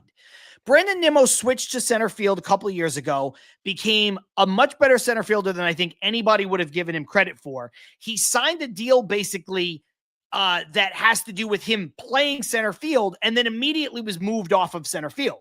Now, I understand why he was, for his health, for his longevity. You want to protect your 8-year investment or whatever, but he was signed and is being paid like a center fielder, not a left fielder. And so automatically, you're not really getting the production that you invested in. With Starling Marte, he comes over here as a free agent, as an older player. He's good as advertised for the first year. And every year since then, he's been a lackluster ball player who can't stay healthy and can't fulfill the roles that he needs to on this team. And look, I understand they're two different cases because Brandon Nimmo is here for, 5 more years or whatever after this. Mm-hmm. And you can't really trade that contract. And Starling Marte's deal is up and he's not going to be a Met next year. But I think when you start to look at some of the decisions that were made in paying older or non-elite players at a high level, specifically those decisions that were made by other GMs that were here, that's part of the reason why we're at where we're at right now, Ibby. And again, I know everybody loves Brandon Nimmo and he's a Met for life and he seems like a good dude, but I don't know. You and I had apprehension about the deal that they gave him when they gave him. People can go back and check the tape. And, he's a guy who, if he's playing, an average center field with that arm, putting up the numbers that he's putting up, that's pretty good. He's playing left field. I mean, I know this isn't the 90s anymore. It's not the steroid era, but man, left fielders and right fielders got a friggin' bop. They don't have to be Juan Soto. They don't have to be prime Barry Bonds, but they should be better than Brandon Nimmo. Everyone knows, if you've been listening to the show for 4 going on 5 years soon, I've always been a Brandon Nimmo guy. I love the guy. I love that he's a Met. I was happy when he got paid. And yes, he got paid the way that he did because, as we always say, markets dictate things. And that market, he was the second best outfielder behind Aaron Judge coming off of the year that he did. Mm-hmm. Got paid, got taken care of, Met for life. I love the guy. I do. Love his energy. Love the way he carries himself. Love how he represents the team. But I know baseball. I watch plenty of it. I've played my entire life. I'm watching a guy that's out there in left field, lumbering towards the ball. Straight up like a slow pitch softball guy that does not want to be out there, and then a fly ball's hit to the gap and he's just trying to chase it down and he can't get there. Like, I'm watching a guy lumber along, not have the arm either. And now on September 23rd, in must-win games, I'm being told that Brandon Nimmo is playing center field. While I said to you on this show 2 weeks ago that this team needs to do everything in its power to support the pitching that we have and put out the best defensive lineup that you have. And instead they're going all offense. And their solution is to go full offense instead. We're going all offense because we can't, it just shows that there are issues and that things need to be addressed. And we've gotten away from the things that we spoke highly about when it came to Stearns, that being defense. But when you're pigeonholed when it comes to your offense, you have to sacrifice somewhere. And unfortunately, it's coming at the expense of the defense. But the one joke I can lay right here is the reason why they're waiting on Taylor is because, God forbid, you put Nimmo out there in center tonight, and who the hell knows what's going to happen to him? Or Marte back in the outfield. Who the hell knows if they're going to come out of this unscathed? And you need another body. Like, that's the other reason we have to think. We don't want to say it out loud, but I will, because I'm thinking it, and it's the truth. That can totally happen. So don't make the call just yet. Let's see if these guys get out of this game healthy, and then we can make a decision afterwards. And I guarantee you that was part of that equation when it came to this. But love the guy, love what he represents, but still, like, I can't see him in center field with 6 games to go and all 6 games mattering. Like, it just makes no sense to me. I understand why they're doing it, because they're desperate for offense, but I still don't agree with it. I don't. Really quick sidebar, Ethan KL saying, remember Alexander Canario? Well, he just doubled to make it 2-0 Pirates. And then Truman Quinn said, right. Truman Quinn said 4-0. 4-0. So I think it's, I was waiting for confirmation. Right. Ethan KL 4-0 now. Armand 4-0. So great start for the Mets, getting some help by the Pittsburgh Pirates. That's important. And yeah, Abby, I do want to say this. I don't, when I'm saying what I'm saying about Nimmo and Marte and using them as this example, I don't want it to be misconstrued that I'm saying because they're, contracted to be in a certain role, that's what I want to see the Mets doing. You know what I mean? I'm saying it's a bigger symptom. To me, it's one of the things that Carson is talking about earlier when he says, yeah, change the manager, but what else is going on here? If you want to change the manager, fine. I'm not going to chew you out. I'm not going to say you're crazy. But who do you bring in? And then you look at some of these other things underneath where you're like, Brandon Nimmo is signed here till he's 37. And you're right. He does have a noodle arm, and he is lumbering after balls in left field. So why in God's name would you ever put him in center field? But being flanked by Marte and Soto. Correct. That's insanity. But then you look at it and you're like, but this guy was signed for that reason. Yeah. And you like, then you made a mistake then. And I understand. Super nice guy, a guy who should be a Met forever, blah, blah, blah, blah, blah. But like, for $180 million, like, I don't know. I don't know if Brandon Nimmo's that kind of player. And we talked about it again. I don't want to go back and relitigate something from a couple of years ago. But, when you look at this, you're like, well, in a couple of years, the average annual value for Brandon Nimmo will be like closer to, what players that are worse than him are getting and stuff. And all of that stuff is true. We talked about that when it happened, but I just don't know that that's like, I don't know that it was the right move. And to bring it into something that's got a more modern perspective on it, or more recent perspective, Ibby, you and I had the same conversation about Sean Manaea last offseason. Like, we get it. You needed a pitcher. He was good for you. Maybe he unlocked something. And both of us were like, it's not a crazy deal. It's $25 million per. Worst pitchers are making, like $20 million. Okay. But it may come at a cost. And look what the cost has been. $25 million this year for basically nothing. Now you're locked into him for 2 more years. And what are you going to get? I mean, could he be a great pitcher next year after he gets the bone chips cleaned up? Yeah. But could he never be as good as he was last year again? Also, yeah. And now you got $50 more million. And so I just think there's some thought processes that need to be looked at and evaluated. And sure, with Nimmo and Marte, I blamed older GMs. But with Sean Manaea, if you want to blame Stearns, you can blame Stearns. That was also, I think you could easily do that, but because, again, it was because of the market and what pitchers were there and the money that was being dispersed. It's like, there's a lot that goes into it, coming off of the year that he did, trying to keep the vibes as well with the clubhouse and stuff like that, because we joke about it. Those things do matter to an extent, but there was always questions when it came to a Manaea. So, it's just part of the gamble that you take when you're in free agency, which is why I'll continue to beat this drum. And I'm glad that Stern said it weeks ago. We are going to continue to develop our pitching. So again, guys, when they're not out there, again, this is a conversation for another day, but when they're not out there spending, $200+ million because you're screaming that you want Framber Valdez, like, don't be shocked when it's still not going to be that. And it's going to be more of a focus on building from within. Yeah. And look, I think fans will be less concerned about playing in certain areas of the free agent market for starting pitching because of Nolan McLean and Brandon Sproat and Jonah Tong. I think people will understand that. If we didn't have those guys, and look, I know McLean looks like the standout here. Tong at times has looked not ready. Sproat has kind of been in between, but they're all going to play a part at some point next season.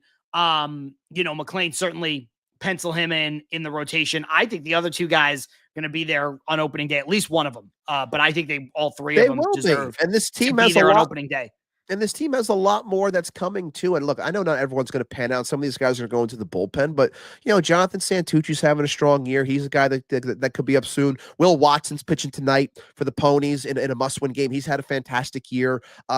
Jack Winiger is another guy who's having a fantastic year. Like they are doing a good job of developing arms down low, and they have some guys that can definitely mix in the pen as soon as this postseason potentially with like Dylan Ross and guys like that. But they're doing a great job of developing. I know fans want fancy and big names, but they're going to keep on doing this because, again, you pay bats, you develop arms. That's how you win. That's what you have to do. 100%. GSD over on Twitter asking any shot of Christian Scott coming back next year. He posted an IG. Correct. He posted highly an IG of him throwing. Yeah. He was throwing a bullpen on his Instagram today. So he will be very far. Obviously, he had Tommy John so late in the year, a la Tyler McGill, who had Tommy John surgery today. So that takes you out, for forever. You know what I mean? It's just like the timing of it. You're going to miss everything. So he should be back in the mix. What his role is, we'll see. How ready is he? What's the rust? Blah, blah, blah. All that stuff. We don't know. But yeah, I think Scott will be back. But he's another guy you could throw into the mix. I don't think, if we're all being honest, I don't think Scott was ever really the prospect that any of the other three guys are. Scott, and I'm not trying to have recency bias here, and I'm not a prospect hugger, and guys can come out of nowhere, but Scott was not touted as highly as Jonah Tong, Brandon Sproat, or Nolan McLean. He was just the best guy at the time. I'm still excited for him. I still like the 100%. stuff that he has. Yeah, but 100%. I agree. He was not nearly as touted as like Jonah Tong has been the talk of minor league baseball all season. So when he came up, it was a big deal. And Nolan McLean obviously was talked about more so in Mets circles, but was seen as, maybe the 6th or 7th best right-handed prospect coming up at some point. And he's blown all those things away because he's having a fantastic year. So anything can happen, but regardless, good arms to have within the system.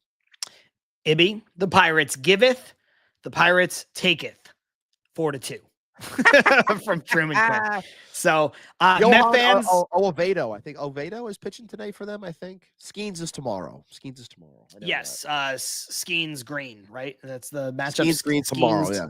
Green. That's a game you might want to watch, or at least watch the beginning of. That's gonna be a quick one. That's gonna be a quick one because no one's gonna hit the ball. No one's hit the ball. That game's gonna start 40 minutes before the Mets start, and then it's gonna be over like by the 3rd inning of the Mets game. So you can watch most of it if you want. Ibby, last thing before we get out of here. This is again something that we will talk about in earnest in the offseason. Hopefully later rather than sooner. But I did want to bring this up because we kind of touched on it a little bit here and there. We're not going to spend a ton of time on it, but it also has to do with something I tweeted out yesterday or 2 days ago, when I said, as far as I'm concerned, Soto, Lindor, McLean, Tong, Sproat, and then also you include the kids that haven't been up yet, Jet Williams and Carson Benz, some of the highly touted guys. I said, everybody else can go. Now, I'll admit, part of that was because I was angry and frustrated.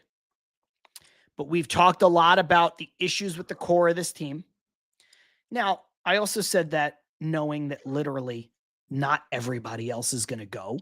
That's insane. We already talked about how Brandon Nimmo has a contract you can't trade if you'd want to.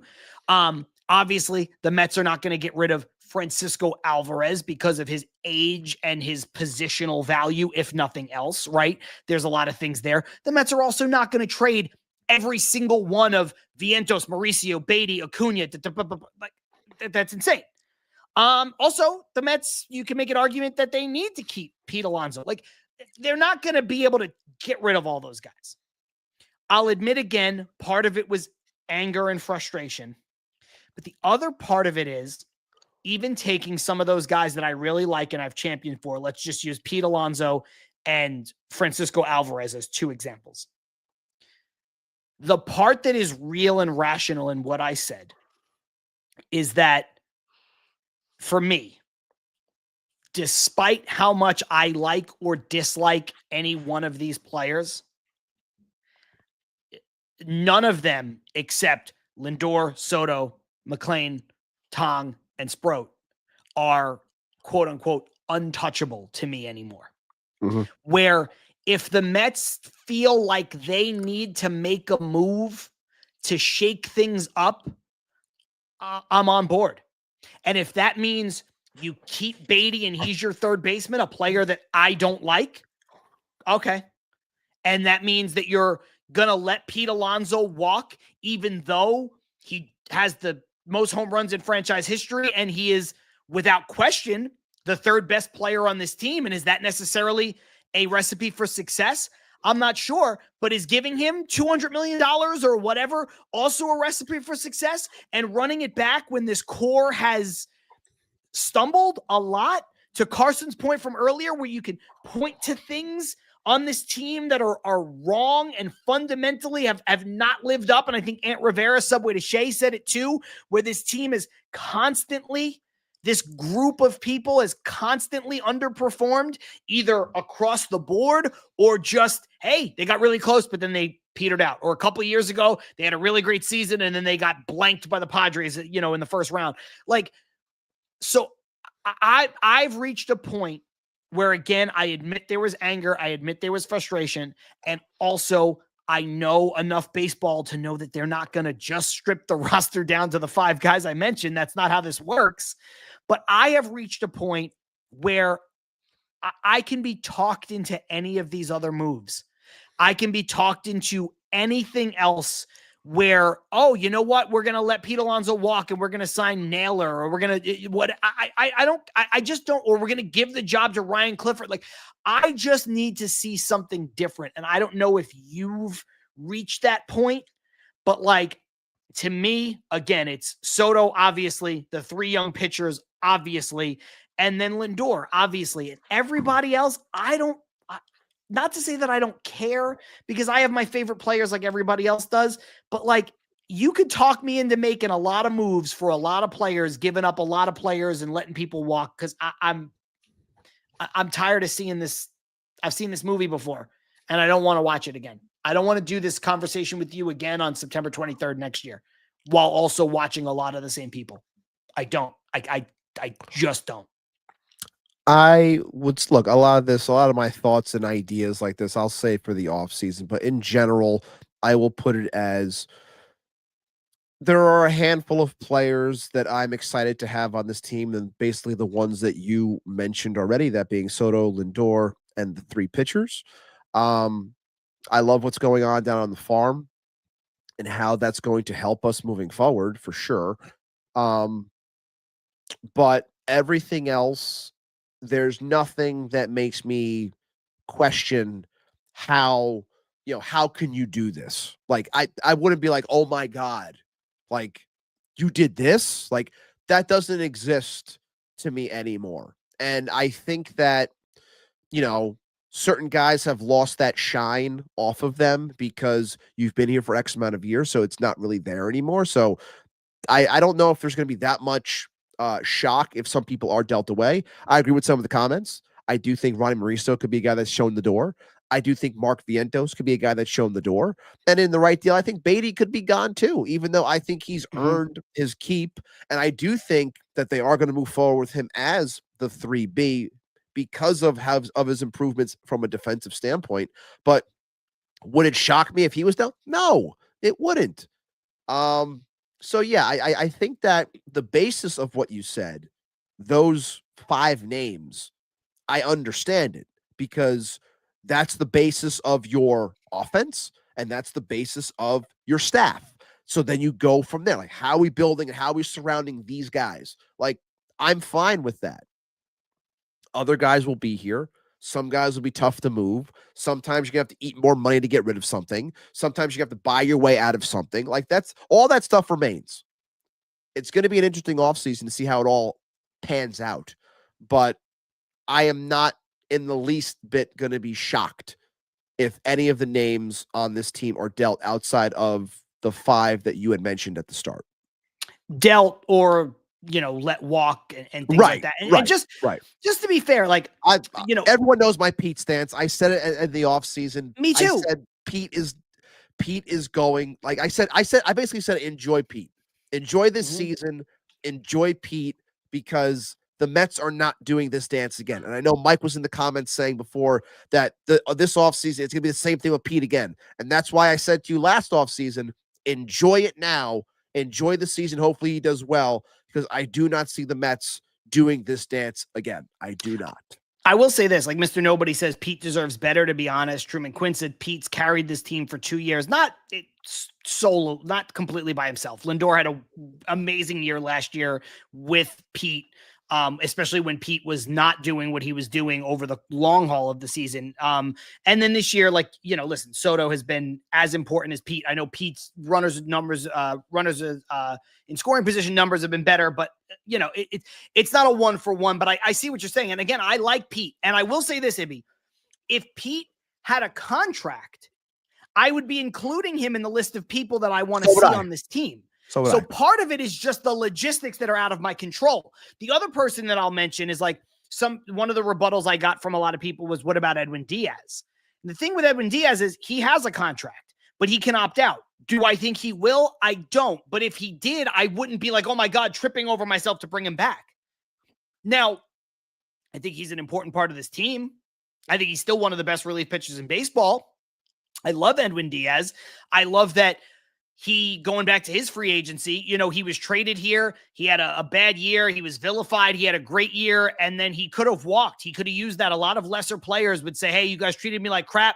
I did my thing for you. And now I'm out of here. I'm going to take my payday somewhere else. He signed immediately and I know the Mets paid him handsomely to do it, but he stayed here. He bought in. I love Edwin Diaz.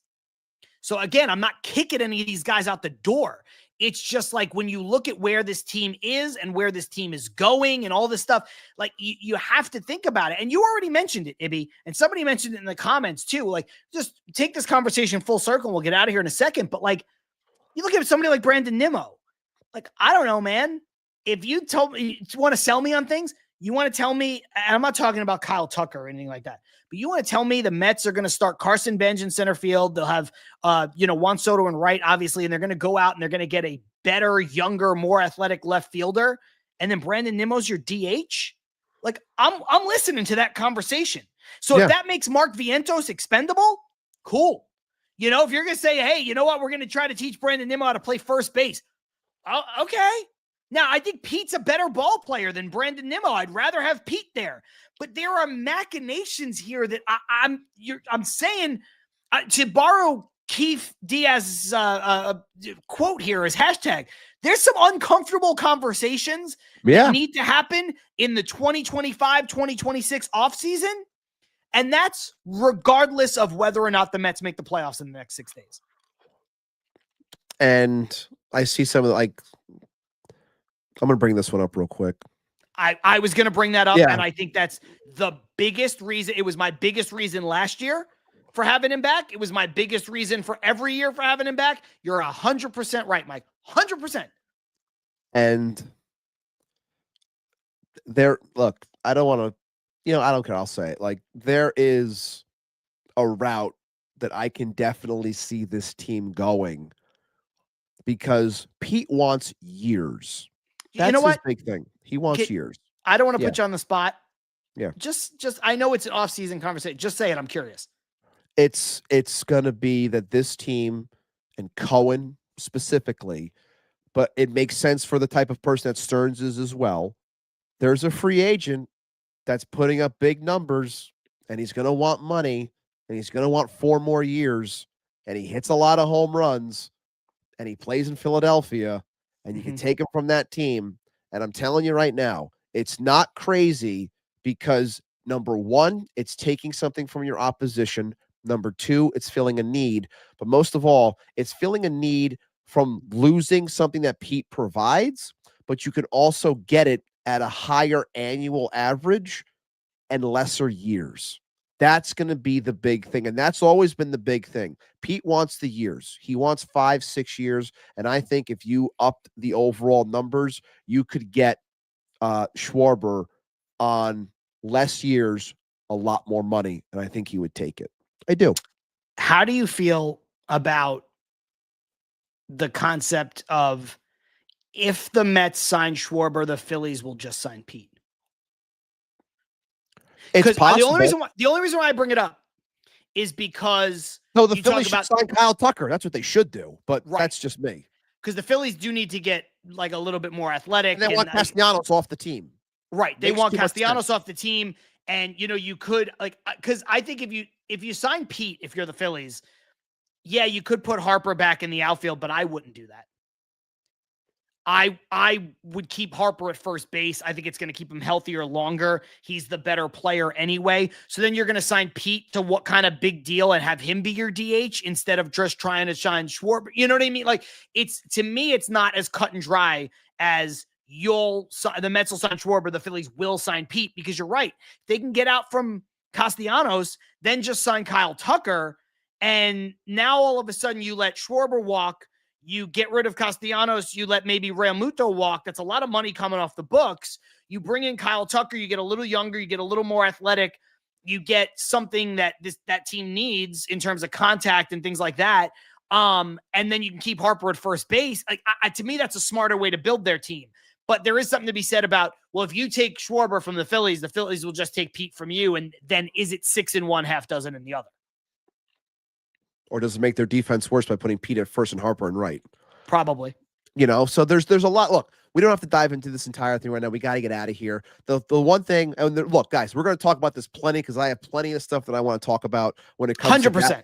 When it comes to that conversation. So like John said, stick with us. We're not going anywhere. We'll have a little bit of a break depending on what happens with the Mets, how far they get. But the one last thing I want to get out of here on is just this year, since this is going to be the last regular season episode for us, this year has been far from what I thought it would be. Our bold predictions, or my bold prediction at least, state to that. I'm very upset because everyone questioned in totality, like how much Juan Soto was really getting paid this year with signing bonus and yearly, where he's getting like $120 million this year. And he has earned every penny of that for what he's done for this team. And I do think he's going to get 40-40. I think he's going to try his damnedest to get, I think he will. And he's been phenomenal. And you throw in Pete's here as well. And the fact that Lindor also this week could hit 30-30. You look at all that and you're still teetering, potentially not even playing October baseball. And that pisses me off because when you have guys that are carrying in that sense, you are a playoff team. And that's where all this conversation about talent comes from these coaches and these managers and these front office. Talent. Yeah, it's there, but you got to put it all together. But really when it comes to Soto coming here, having one of the best seasons, not only as a debut for a new team, but just in general for the team as a whole, as a franchise, like coming here and putting up the numbers that only one other person has done in baseball history. This team might not even make the playoffs. Like that bothers me. It's a waste because you need to capitalize when you have these players young. That's why you sign them for the money that you do. That's why you're trying your best to win with aging stars. We love Francisco Lindor. He's not getting any younger. You like Brandon Nimmo. He's not getting any younger. You have Pete Alonso for the year. You might not have him the next. So a missed opportunity. Mm-hmm. That's what makes me upset about this season is the fact that we've wasted, potentially I should say, wasted what could have been something a lot more special. And Juan Soto did everything in his power to make it special, and he contributed 1,000%. It's a shame that the rest wasn't picked up around him. Yeah. I'm just going to bring up this one from Truman Quinn, who says, thanks for the great pod all year, guys. You're welcome. And we appreciate it. Thank you for the kind words. Thank you so much. Says this is the funniest pod on YouTube. And I appreciate that. I think we both do. Cause what we do is different from what everybody does. Not, there's so many people doing a lot of great work, and Ibby and I try to have this sort of open forum where obviously we have a plan, we have things we want to talk about, we're trying to be professional, but we're also gonna we're gonna do what we do, and we're gonna get into weird topics sometimes. We're gonna have a lot of fun. And so when people appreciate the funny, and somebody sent me something like this personally in a DM that was very similar to the sentiment, I appreciate it, because I think people are really picking up, Ibby, like what we're trying to do. And I say all that because this episode today, not that funny. Because I don't feel that funny. I don't think you feel that funny. I don't think anybody feels that funny. Obviously, sometimes a little levity can lighten things up, and that's part of it, or maybe some gallows humor, but it were. But I think there's plenty of that that's probably going to happen next week. Like you said, this is right now the last show of the regular season. It will not be the last show of the baseball season. No, but what happens in the next 6 days is going to decide whether our show on Monday, special day, same time, Monday, 5:30 p.m. Eastern, what happens over the next couple of days is going to determine whether that is the last show of the baseball season. And that's fucking sad. Yes. Because I thought for sure we would be, at least going into where we had like just a couple weeks off, just getting into, late in the playoffs. And that's a bummer. It's a bummer. Really is. Again, not everything ended up going the way that we thought it would. A lot more of a serious roller coaster than we thought it would be. We all know the baseball season is a roller coaster, but this has just been one that is not a roller coaster that you like going on. Kind of tolerate. You just wait for it to end. And I get the sentiment from fans, but hopefully come Monday, we are breaking things down from a preview standpoint and not eulogizing the season. I have questions about it. I will bring my last joke to this because, will this team make the playoffs? I said in our group chat, I'll repeat it here. Knowing this team and how it's gone, they will go 5-0 into that last game. And on that Sunday, they will lose to go 5-1. And because they lose that game, they wouldn't make the playoffs. Knowing how this season has gone and how it's tortured us, that's what's going to happen. I don't want to be right. I really want to be wrong. I will still sit here on this final regular season pod. I'm happy because I forgot to ask you. I was just about to ask you. I will say this. I still think that this abomination of a team that it has been for the last 4 months, I still think they're going to make the playoffs, and it's going to be crawling. And like I said last week, they're going to make it, but it's not going to be the way that we want them to make it. They are legit going to crawl, bloodied and battered and beat to absolute shit. But I still think it's going to happen because I don't think the Reds or the Diamondbacks or the Giants are good enough. Granted, the Mets haven't been good enough either, but you're asking me to say if they make it. I think they will. And I say that, at like 51-49%, meaning like yes versus no. But I'm still saying yes, even though the poll that I put in the chat to start has changed over the last 3 weeks. 3 weeks ago, barely got a yes if they were getting in by like 2%. Last week, heavy favorites that they would get in by almost 30%.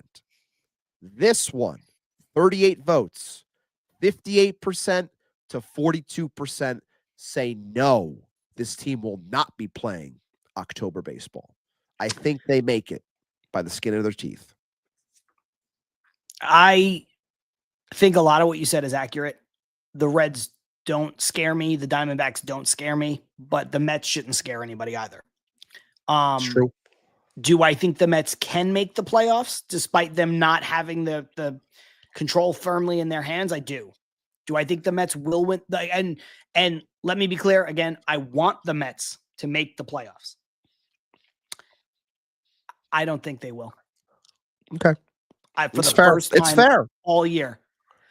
Because I can't hang my hat on anything that tells me they will.